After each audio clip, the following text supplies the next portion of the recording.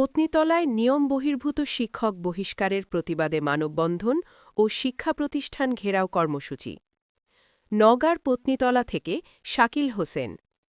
নওগাঁর পত্নীতলার গগনপুর উচ্চ বিদ্যালয়ে ২ শিক্ষক ও ১ কর্মচারীকে নিয়ম বহির্ভূতভাবে বহিষ্কারের প্রতিবাদে মানববন্ধন ও শিক্ষা প্রতিষ্ঠান ঘেরাও কর্মসূচি পালন করেছে শিক্ষার্থী, প্রাক্তন শিক্ষার্থী, অভিভাবক ও স্থানীয় সাধারণ মানুষ। মঙ্গলবার ১৩ জানুয়ারি সকাল ১০টা থেকে দুপুর পর্যন্ত গগনপুর বাজার এলাকার প্রধান সড়ক অবরোধ করে এ কর্মসূচি পালন করা হয়। এতে ওই সড়কে যান চলাচল বন্ধ হয়ে জনদুর্ভোগ সৃষ্টি হয়। খবর পেয়ে উপজেলা নির্বাহী কর্মকর্তা, মাধ্যমিক শিক্ষা অফিসার এবং পত্নীতলা থানার ভারপ্রাপ্ত কর্মকর্তা ওসি ঘটনাস্থলে উপস্থিত হয়ে পরিস্থিতি নিয়ন্ত্রণে আনেন। পরে আন্দোলনরত ৫ জন প্রতিনিধির সঙ্গে আলোচনা করে একটি তদন্ত কমিটি গঠন করা হয়।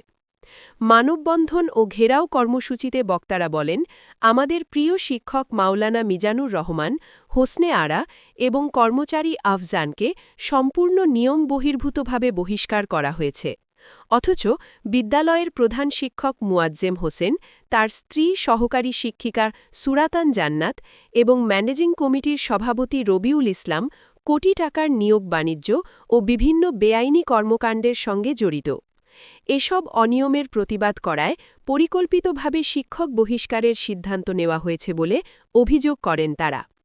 বক্তারা অবিলম্বে বহিষ্কারাদেশ প্রত্যাহার ও অভিযুক্তদের বিরুদ্ধে সুষ্ঠু তদন্তের দাবি জানান।